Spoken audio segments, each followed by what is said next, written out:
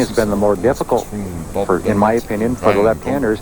Bob Belmont, by being the leading qualifier, has his choice of starting lanes, chose to finish on the right-hand lane. Well, it tells me, too, you know, he must be very confident in it because he's going to put himself in the position if he has to strike out to win the match. You know, Goebel will already have his score up, and he'll have to perform in the 10th. Bryan hitting both lanes, as we can see there. Very steady game in his opening match.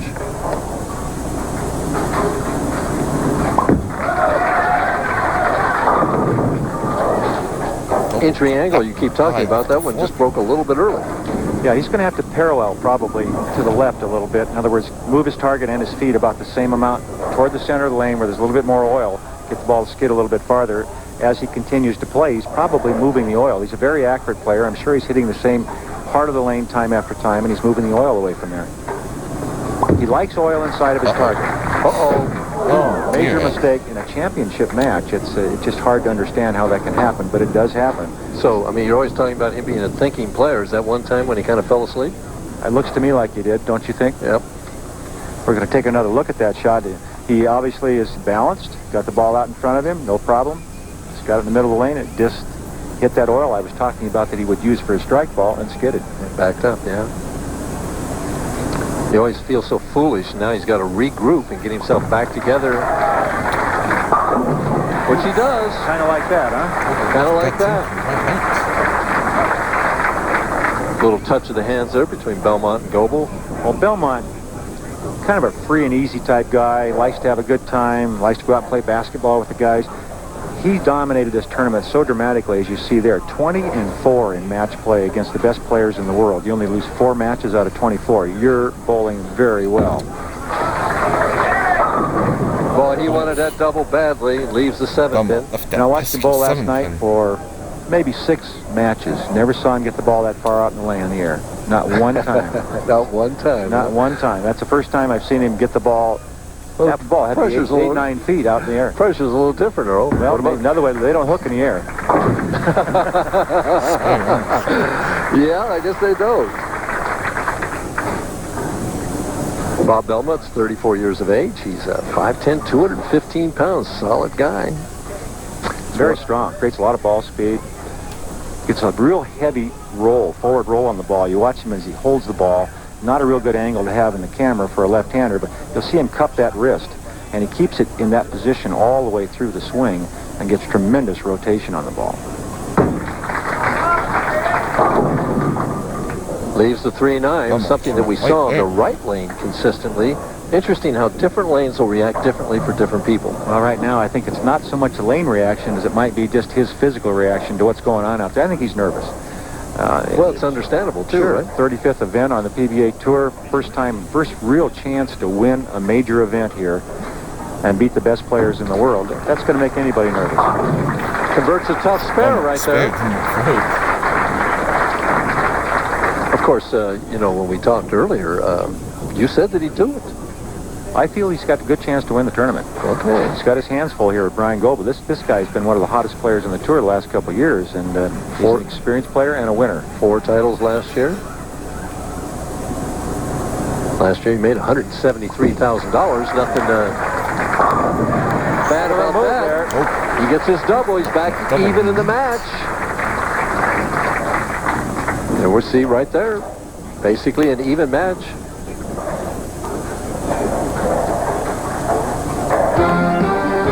Next week, don't forget to join us, 7:30 Eastern Time. That's Tuesday, August 1st for the Columbia 300 Open from Austin, Texas. After we finish, stay with us for Baseball Tonight, hosted by Gary Miller. Trying for 3. Ooh, the 8-pin almost stood, but it didn't. Well, now we find out what the rookie is made of right here, because Bryan Goebel, the experienced veteran, putting pressure on him, he has to respond.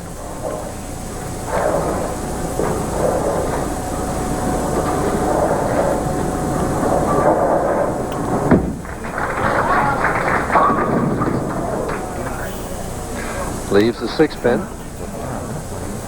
Bob, who including this week and last week, is working on a string of 49 consecutive 200 games. A string that he wants to definitely continue in this match and will need to continue if he wants to win the tournament. It's kind of interesting. When they bowled in match play early on in the first round of match play, Bryan Goebel defeated Bob Belmont 278 to 203, but later on in the position round last night, first and second, it was 279 for Belmont, 239 for Bryan Goebel. So they kind of traded punches there, you might say. 270 games are hard to beat. Well, the knockout punch is coming in this game, though. This is the one that counts.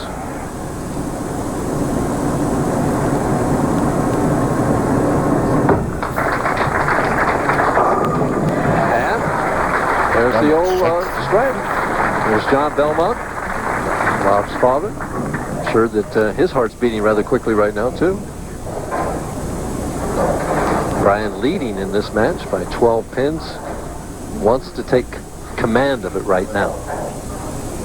Well, he made a move on this lane last time. He moved a little deeper, kind of softened the ball up and hooked it a little more, which could be dangerous.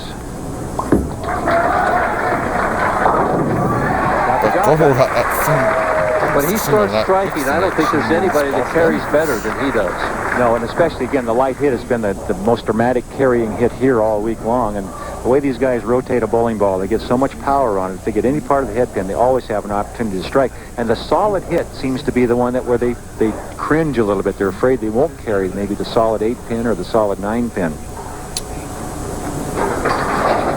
For 5 in a row. And a 32-pin lead. What a great shot that is. His approach. The old equalizer, the solid 10-pin, stops his string of 4.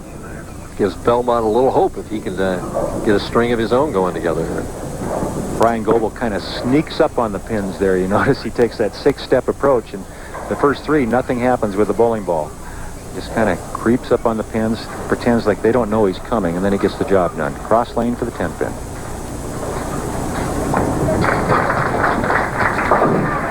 Dead center. Probably the biggest shot of the week right now for Bob Belmont. Trailing by 21 pins. Get it within a mark if he can strike right here. A lot of frames left, and this guy threw a lot of strikes all week long. Taking a little more time here.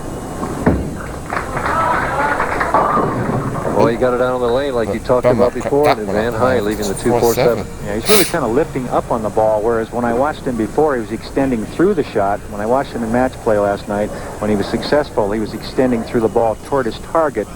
Now he's lifting up on the ball and lofting it, and that creates a lot of back end or a lot of hard-hitting power, but if you can't keep it in the pocket area, it's not good. We're going to take a look at what Earl was talking about here. Here it is, Mike. And from the side, this is a great angle. You see his backswing, the cupped wrist. Here he comes through at the bottom, and you can see the ball still in his hand, and it's up in the air, way up in the air. It's actually leaving his hand going up. So what should he be doing? And look how short the follow-through is. Did you see that? Well, he's got to stay with it longer down the lane toward his target, I believe. He's got to chase the ball with his hand rather than throwing it off his hand.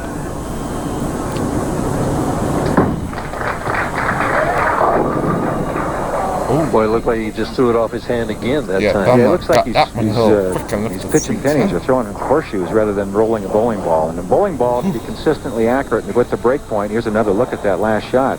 Again, he'll get rid of it on the upswing, and it's almost like he's trying to make the ball hook a lot more than is necessary rather than rolling it. What made him successful this week and dominate the tournament was the fact that he could roll the ball up to the pocket better than the other players. Well, in fairness to him, I understand that the lanes on the left side are hooking more today, that he's moved further right than he's moved all week long. Maybe he feels that he has to do this to try and adjust to what's there. Oh, I'm sure that in his mind there's a very good reason for it. We're just kind of back here guessing, and that's all you can do. Bob Belmont knows his game much better than we do, and so he knows what he's trying to do out there. Here's a guy that's really on top of his game. Throws ball after ball in the pocket, leaves the soft hand this time. Well, as long as he doesn't strike, Bob Belmont's still in the match because he hasn't made the mistake of getting an open, which would have dearly cost him. At least he's staying clean, he's filling frames, making his spares. And Bryan Goebel, in order to defeat him, is going to have to throw a couple more strikes to lock this match up.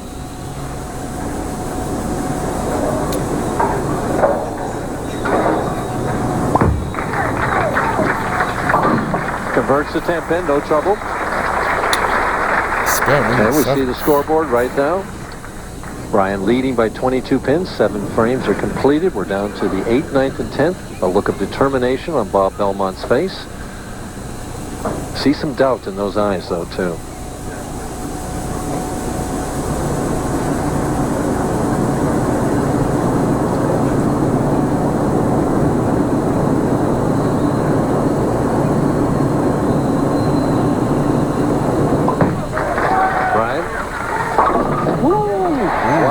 Break there, Earl. That That's what makes you a winner. When you get that kind of a break on a high hit, that could have been the 410. And we'll get another look at that one as you see the ball going high on the head pin. The break point is right there. High on the head pin, the last 2 down, the 410. And he wasn't real sure of it either, Mike. You can see his reaction.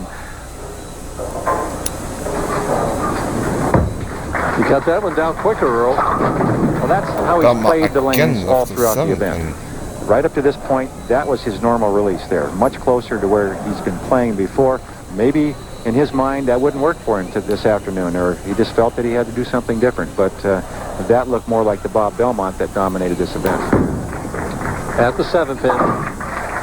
Still in the match, but just barely alive, trailing by 23. Sparing the If he 8th. strikes it out, he could finish with 214. Bryan Goebel right now is on a pace, if he would spare a strikeout, to shoot 217. So the 9th frame is absolutely essential for a strike for Bob.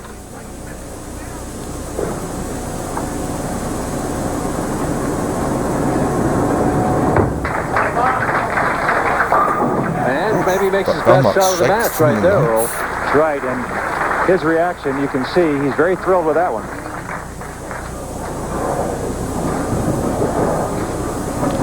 Here's another look at that hand release we're talking about. That ball's on the lane maybe 6 inches over the foul line, as opposed to before when he was lofting the ball. And there's another, well, that's another one where he got it down fairly early. Not a bad shot at all there. And there you see the result, the strike. Bryan Goebel trying to lock it up. Perfect shot. Oh, he doubled. Now he just needs a mark. And now In the Mark 220s. can seal the deal. Bob Belmont knows the situation. Nothing he can do except sit and watch. Change chairs, but I don't know if that helps. He led this event by 343 pins over the person in second place. And that's domination. And it's unfortunate when you lead by that much that you're going to lose, but that's what bowling on the tour is all about. It makes a man out of you in a hurry. Well, you certainly would know about that. I don't know how many times you did that. For the win. Uh-oh. Oh, my goodness gracious. What a change in this match. Oh, The boy, the 4, 4, 6, 6, 7. Early, Uh-oh. you always talk about that you have to be aggressive. He just wasn't aggressive there, right? Well, remember on that lane, he came up high before. Dang, He tripped out the that opens the 410. door And here's for another look at that Belmont. shot as it goes through the middle of the head pin. 4-6-10. 4-6-7. And get the 2 pins. But the pin count is turned around dramatically here. And this puts him, with the 9 out, at 212. Possibility of 214 for Bob Belmont. So 2 strikes and 9 to win. Double 9. But life. He has life. He has an opportunity where he had no opportunity before. 2 and 9 to win.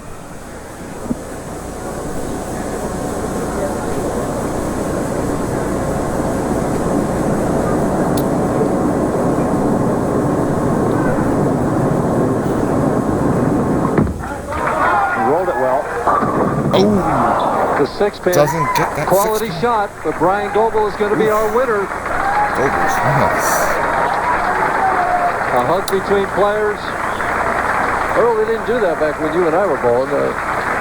Well, it was kind of an emotional match for Bryan Goebel. He wanted to win it very much. And, of course, Bob Belmont, who dominated the event. I've said that several times. He's an emotional type guy and a very good sport.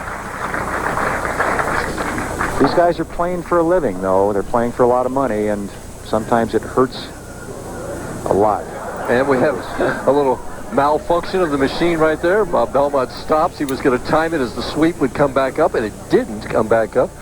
So we're going to have to fix lane 16 so Bob Belmont could throw his final shot of the match. It did lighten the atmosphere around here a little bit. Right now, we have probably about 5 or 6 mechanics in the back there hurrying around.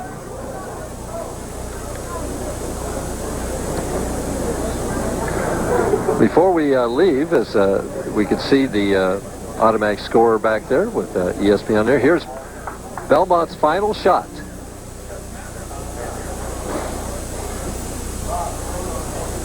His reaction. And Bryan Goebel's reaction. One of relief. We'll be back to talk to Bryan Goebel right after these.